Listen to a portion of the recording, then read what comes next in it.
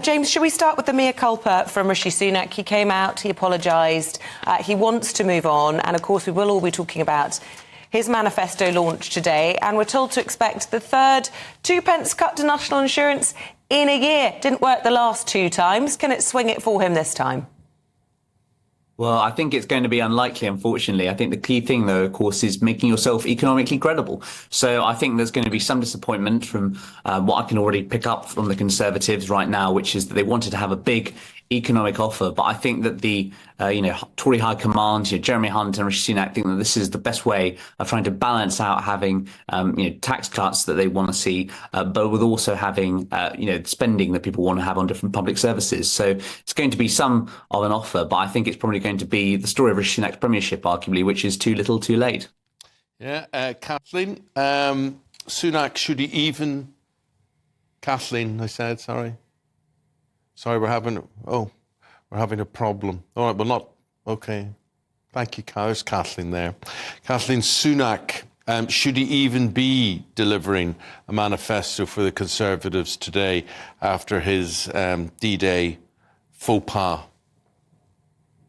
Thank you for having me, Eamon and Isabel.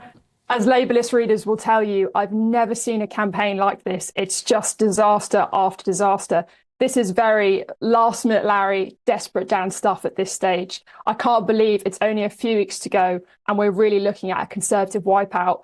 I don't know what he can do to change the polls at this late stage of the game. I'm just not convinced there's anything he can say today that's going to bring back that 20-point lead that the Tories desperately need. James, what about the sort of territory that Reform is creeping onto? They were moving into sort of the tax-cutting area. Some people describing it as Trussonomics on steroids. I mean, you were talking about whether or not Sunak has economic credibility. What did you make of Reform's promises yesterday? Oh, I thought it was just sensible stuff in some ways. If you want to go after the Tory base, I mean, why not offer tax cuts along with a sort of dollop of criticism of the Bank of England? Obviously they wanted to increase the amount of personal allowance from 12,500 to 20,000. So there was a kind of effort to make it not just about sort of the Tory shires, but also a lot of basic people across the country and what they're earning.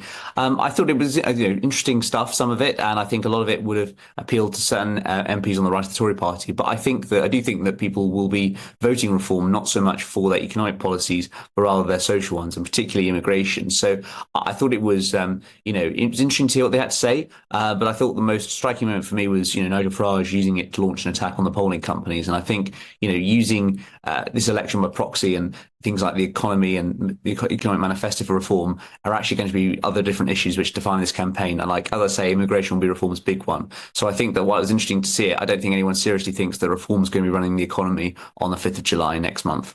Kathleen, the economy, tax cuts mean tax rises as well, because you cut tax, you give people extra money in their pocket. What do they do with it? They spend it.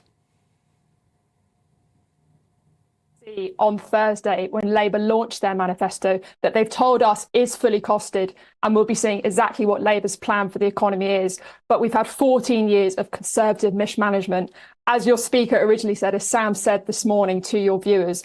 And you know what? I completely agree, and so do Labour-list viewers, and of course GB News viewers do as well. I think, Catherine, today when you look at what Labour are going to talk about, 100,000 dental appointments, extra dental appointments for children, it's scandalous. It's absolutely scandalous. We live in a country where a child can't have a tooth extracted or filled. Absolutely. And to quote Keir Starmer, I want children to taste their dreams, not a dental appointment. And to be honest, I can't even believe we're having this conversation in the year 2024. We are one of the richest countries in the world, and we really should be looking after our children. Okay.